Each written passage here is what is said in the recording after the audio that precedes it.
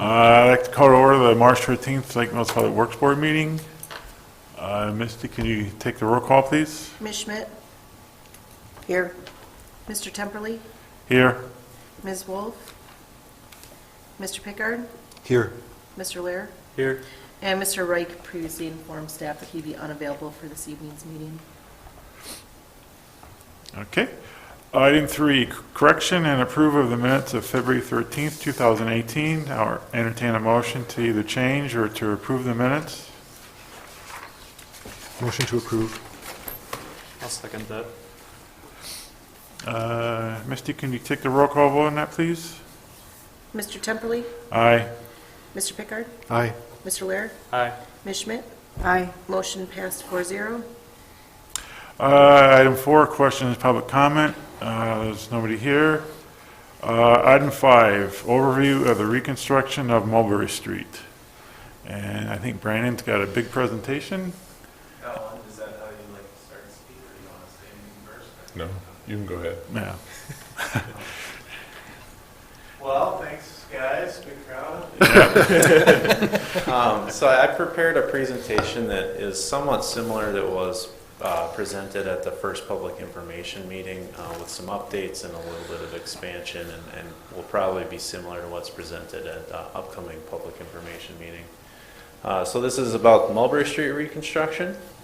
Overview of the presentation, the project limits, our location limits, funding costs, the current project schedule, the scope of the project, a roadway cross-section review, impacts on the city's trees, as that's always a important topic, and the proposed detour route, and then a little bit on the historic district on the project corridor as well. The project location and limits is from Madison Street to just north of Grant Street. We're also doing one block of Fargo south from Mulberry down to Browns Court. And then the blue line there is a stormwater conveyance route that will have a little bit of open channel and a little bit of underground storm sewer that'll just be kind of off the Mulberry Street corridor itself. Next one's a little bit more zoomed in, kind of the engineering drawing of the limits. I put this on here to show that we're keeping the project fairly tight to each intersection, not going too far outside of the Mulberry Street right-of-way or the roadway itself. With the exception of Fargo Street, we're doing that one block. The reason for Fargo is to do that block of Fargo is the main reason is a stormwater drainage route. We had brought storm sewer up to Browns Court as part of a project a couple of years ago. The city crews actually installed, I believe all of it, up Fargo Street to plan for this project, because that route was identified as one of the 3 ways to get storm water off the project area. And then all the way up to Grant Street, and then we extended the project limits to be able to reach that stormwater drainage corridor that was on blue on the previous slide. That stormwater drainage will go down a city-owned right-of-way that we already have, and it is currently, for part of that stretch, already being utilized for stormwater drainage. We're just kind of bringing more to it and expanding the drainage area. Project funding and costs, just to review, we got a state transportation program urban, that's SDPU grant, for up to a little over $1.1 million of money. That translates to $944,000 of money that can be directly contributed to actual construction. The difference between those two is there's some state review for design, the review of design, but then also during construction, the city or the WISDOT will have somebody on site to construct that, and so that's the difference between those two numbers there. The city match for the SCP Urban Grant is at $236,000.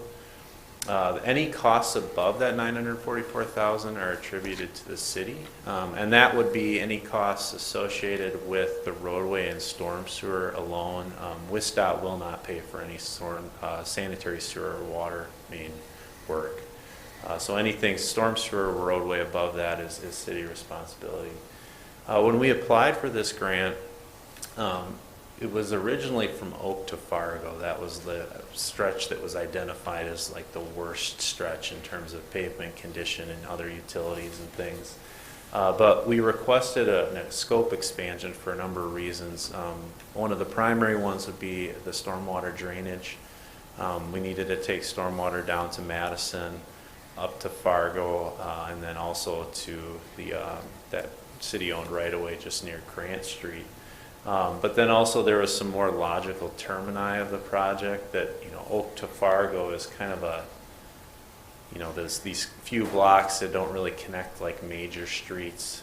You know, Madison to Grant is more of a reconstruction of a more complete project corridor, you know, Grant Street being a little bit more of a major roadway and kind of taking the project up to where Mulberry Street widens out as it goes farther north. And then obviously Madison Street downtown, part of the main downtown area triangle there, and being County A, kind of bridge those major, that gap between those more major corridors. The estimate for roadway costs as of right now is $2.82 million. Again, that includes that one block of Fargo.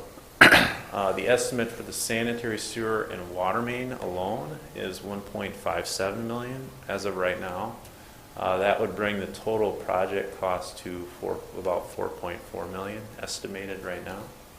And there will be a request for additional funding through that grant program, but that's not guaranteed. My understanding is that as we get closer to final design and actually getting this out for bid, if the project costs are over the grant amount that the city has, they will apply to that grant agency because there's multiple projects funded in the county by this agency, and they kind of have to see who's using the money and when, and there's a potential, but it's not guaranteed that the city would get any more money.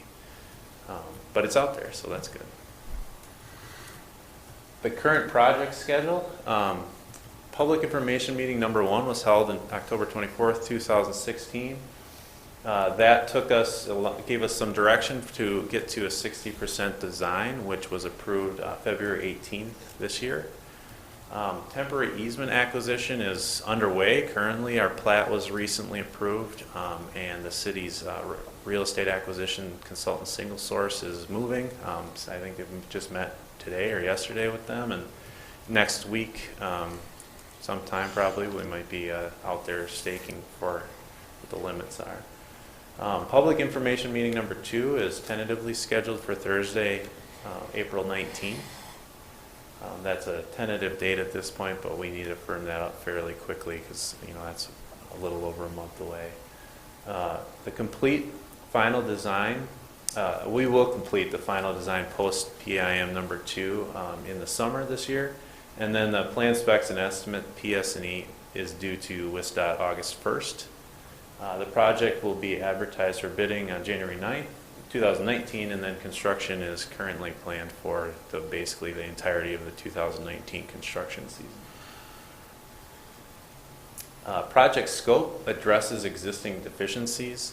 There's going to be new asphalt pavement, new curb and gutter, new everything basically, sidewalk, curb ramps. The existing curb ramps don't meet ADA requirements. There's some intersections that have poor visibility, such as at Oak Street. Storm sewer is either non-existent or undersized. Sanitary sewer is, you know, either aged, failing, poor slopes on it.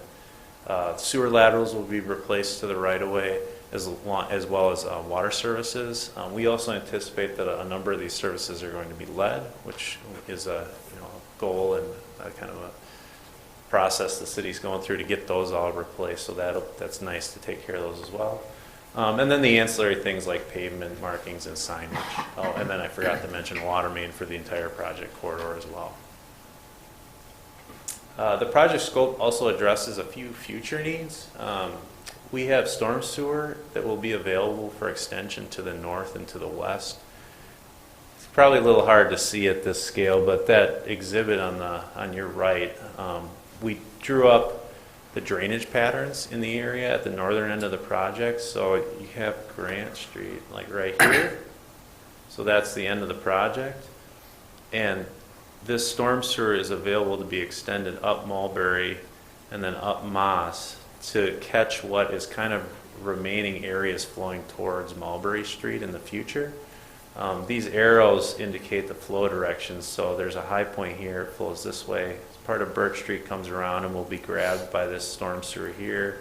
Prospect comes down, and this would be the main drainage area that could be grabbed in the future, is Prospect coming down to this intersection with Moss. And then the rest of Moss comes this way, and, I'm sorry, Prospect comes this way and Moss goes that way. So you'd be able to grab this area and this area in the future. Another thing we did is that the utilities at the intersection are currently set up to be ready for connection for any future projects. You know, a lot of the utilities in this area are about the same age. And so an example here is this water main right here. We have connecting to the existing here, coming over and being at least 8 feet away from the sanitary, which is the DNR requirement, and ready to be connected onto here if the city were to reconstruct Franklin Street at some point in the future. So that's a few of the things that are kind of setting up for future needs or future or problems that exist that, you know, we can benefit with this project. The roadway cross-section, feedback from PIM number 1 prompted redesign to maintain the parking lane. We had originally proposed a roadway cross-section that eliminated parking on Mulberry entirely, and that was pretty unanimous at the meeting that people did not like that idea and wanted to keep the parking. And the original reason for getting rid of it was the roadway gets skinnier, therefore less expensive, less pavement, and then also has less impact outside the roadway on the trees and things like that, that just kind of makes the scale of the project a little bit smaller. So with our new roadway cross-section, adding the parking lane back in, the roadway gets 2 feet wider than the existing roadway, 1 foot on each side approximately. That provides standard driving widths and also provides that parking lane. And the cross-section, although we did add the parking lane back in, it does minimize impacts to terrace widths versus, say, you could make the driving lanes a little bit wider, or you could put in bike lanes, or you could make the parking lane a little bit wider if you wanted. So we kind of kept it as tight as possible while still providing parking. So that minimizes the impacts to those, you know, kind of ancillary items like the trees in the historic district as well, which I'll get to in a little bit. Here's just a graphical view of the cross section that we currently have proposed. I'll start at one right away, I guess. We got right away about 1 foot to the sidewalk, a 5 foot sidewalk. That's the ADA required width. 10.5 foot terrace, 2.5 foot curb, 11 foot driving lanes, 6 feet of asphalt for a parking lot. But then also there'll be 2 feet of curb pan available for parking there. So the parking lane is truly about 8 feet wide there. And then another 10.5 and 5 to get to the other side. That's a 66 foot right away, I believe. So that's what we currently have proposed, and that was kind of what the people at the first PIM said they would like to see. This parking lane is shown, I guess, correctly in the sense that if up is north, the parking lane would be on the west side of the road. The impacts on city trees, as we've seen with Main Street, these are important to everybody. And just thought I'd lay this out for people's knowledge that there was 119 trees identified within the project limits. The city forester was asked to take an inventory of those trees and figure out which ones he just wanted to remove because of various reasons, such as poor condition, disease, species in some cases, such like the emerald ash borer, or the impacts on the overhead electric lines. The current project, although that totaled 25 of the 119, the city forester thought should come down for various reasons. The current project design requires removal of an additional 21 trees due to various things such as grading and underground utilities. A number of them are things like the intersection at Oak Street where you have a very high terrace that provides poor visibility and is kind of a danger to vehicles, that when you cut that down to improve that situation, we have to get rid of the trees. So things like that are the reasons why those additional 21 need to be removed or are currently proposed to be removed. And then the trees that are removed are intended to be replaced in some fashion by the city. You know, typically after a city street reconstruction project, Rob, the city forester, comes back at some point after the project is done and replants terrace trees. But the species and density, the exact number of that isn't really known at this point. There was also important to note a historic district identified on the project corridor. The graphic on the right illustrates the border of it. It's just north of Franklin to, I guess, Oak Street. Picture a couple of properties on the left there. 12 resources were identified in the district. 10 of them are considered contributing to the historic nature of the district. They were constructed between 1854 and 1921. And the reason why this is historic and worthy of eligibility for the National Register of Historic Places or Historic Districts is that it illustrates the development of the residential architecture in the city. And then also the longstanding association with members of the Fargo family provides a good historical connection to Lake Mills as it developed. The proposed detour route during construction is shown here in yellow. We would utilize, I guess, state and county roads to take people around the project area. We are currently proposing that the project area would be entirely closed. People would still be able to get in and out, but it wouldn't be available as a through street. It would be more just residential access and potentially limited at times as well for residents to physically get to their driveways. But we would propose to close it down entirely. I think. There's one other thing I guess I would note is that this bridge, my understanding, is also the County A bridge over the interstate is currently planned for the same construction season. And that was done somewhat intentionally so that because this is planning to be constructed in 2019, the theory is that less people would be enticed to use that route, and therefore shutting down this bridge at the same time would be convenient, I guess, that you wouldn't have parts of Mulberry Street and County A shut down at different times, that it would just be kind of all done. And I believe that's still the plan for that bridge. I guess with that, I'll see if you guys have any questions. What they didn't do with that bridge, just resurface it, or there's always talk of making it, or actually moving it, actually. Yeah. So it's not a hilltop crest. I believe they're just redecking it. Redecking it, Yeah, okay. no, I don't think they're changing the profile much. We did initially, probably 2 years ago maybe now, look at realigning it to connect County A more so to, what is that over there?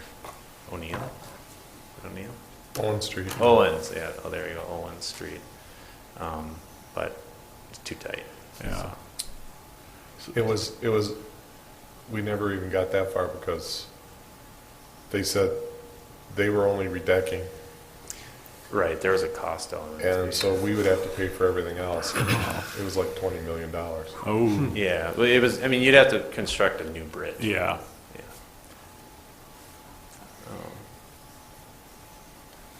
So last time you spoke of this, you were hung up by stormwater, but it seems like you've got that all figured out now. Yeah, we feel like we got it figured out. We have three routes to take water off the project area and some ability to grab stuff in the future. So I feel like we've got a pretty good handle on it, and routing some roadways down to an existing detention basin that Strand designed in years past, and we evaluated that for its capacity to provide treatment, that we weren't sending too much water there. So there will be some stormwater treatment added, I guess, that some section of the project will be going to a basin for treatment as well. Another nice benefit, I guess. So there's, as part of this project, there's going to be a basin, a new basin? No, there's Just the there's use of the existing one. Yeah, yeah. Right. We're connecting the storm sewer that goes down that drainage way off the road.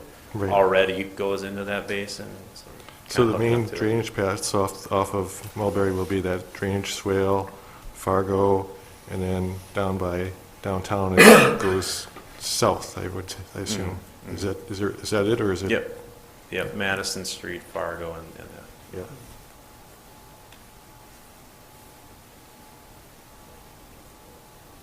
Where are the other stairs and just handrails between the sections where it's steep between the road and the sidewalk, or is it still ADA accessible between all the roads too? I was just starting to gloss through, trying to catch on that quick, but figured might as well ask too. You talking the stairs that go down the terrace? Yeah, there's a detailed design for the stair, that's why I was asking. Yeah, some of those stairs are part of historic contributing properties. And so we've been told that if you got rid of the stairs, it would detract from the historic nature of the property. And so it's planned that those stairs would go back in. I mean, they definitely are not ADA compliant, and if it was a city-alone project, we would probably get rid of them because they're, I don't think that carriage walks are usually put in anymore. So that's why that detail is in there, just for, I think there's 2 maybe that we need to replace. Okay.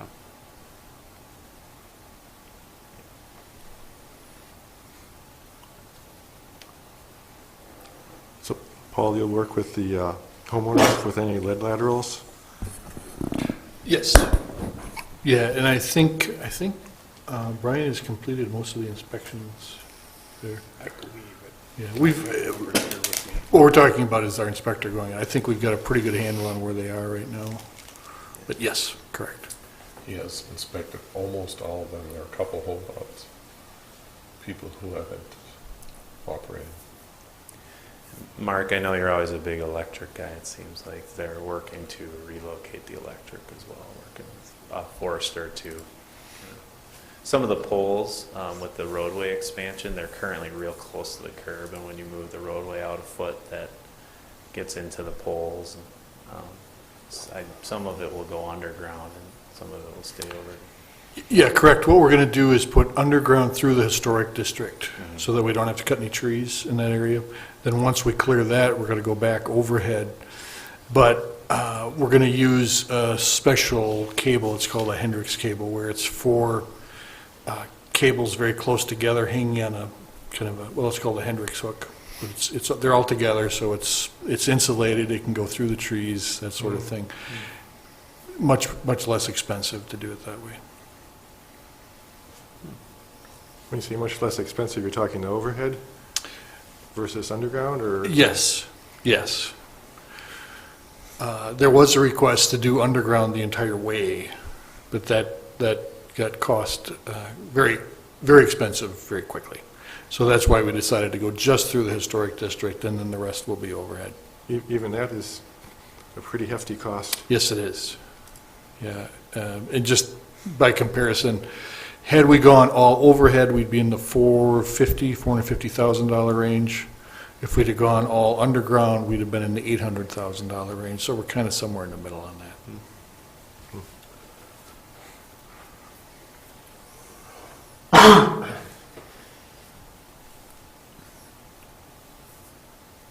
Any other questions or comments?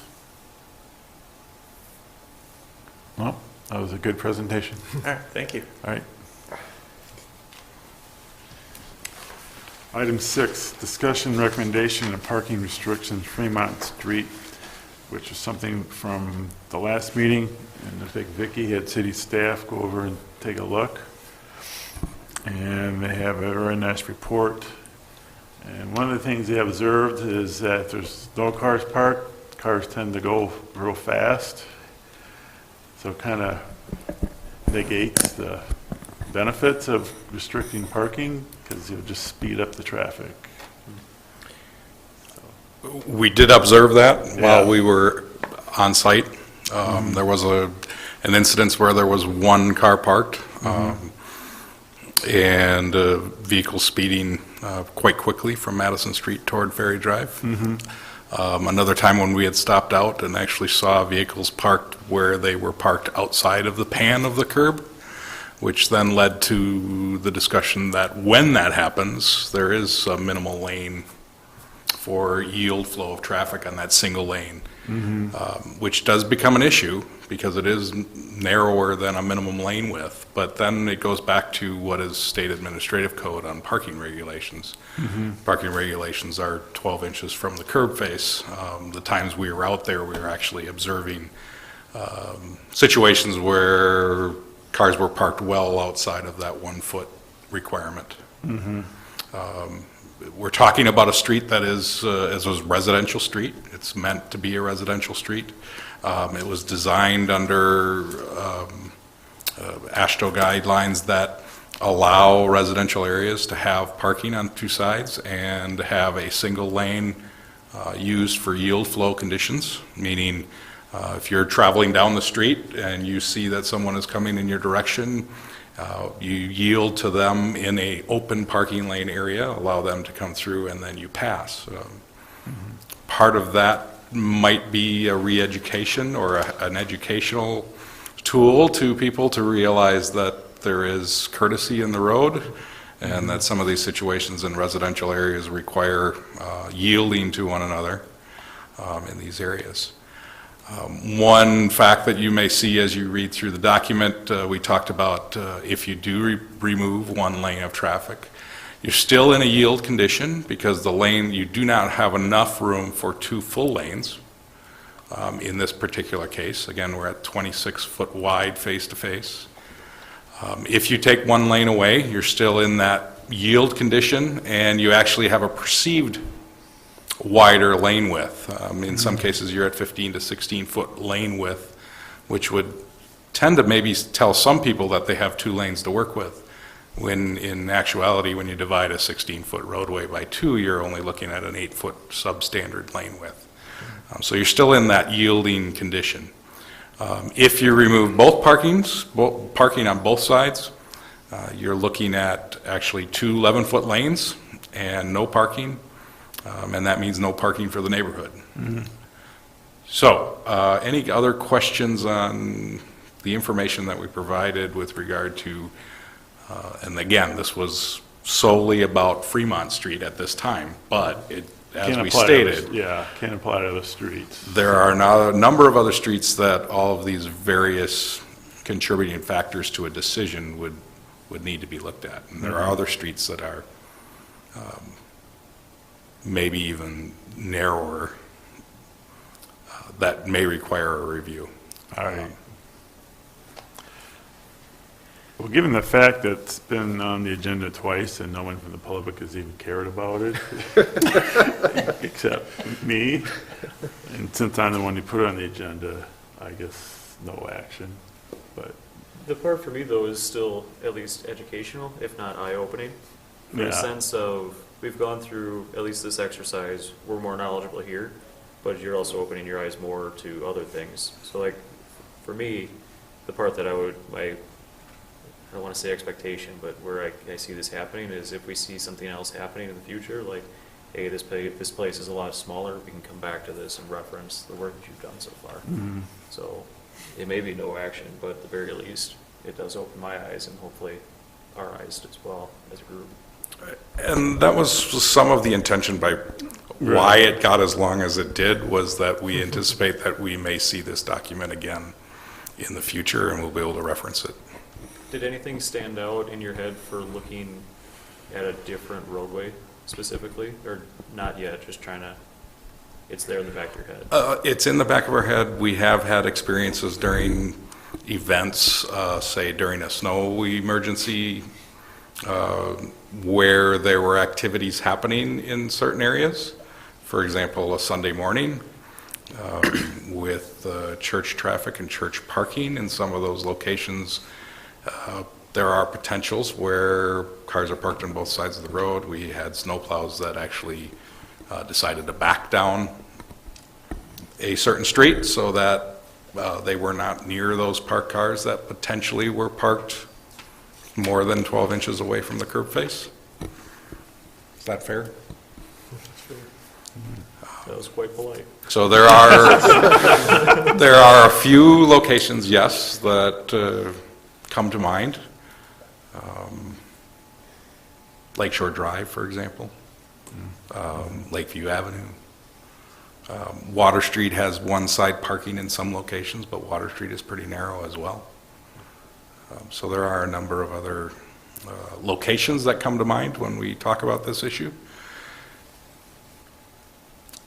Again, even as we went through this, it's a review of the variables. In fact, one of the variables that we looked at was the police reports.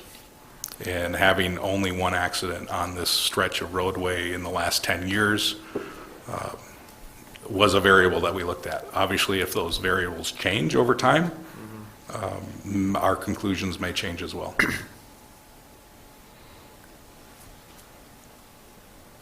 Okay, Thank you, Dwayne. yeah, thanks. You're welcome. Time to move on to item 7, recommendations for future agendas. I don't have any. There are a couple of things coming up. The council, as Vicky, you know, did move the compost site to this committee to consider. So we'll have information for you next month on that. Next month also will be the recommendations for the annual street maintenance, the chip seal, patching, et cetera. That's a fairly lengthy document, although not as lengthy as the year before, but that'll be an important discussion. And then, if you are up for it, May would be our annual tour.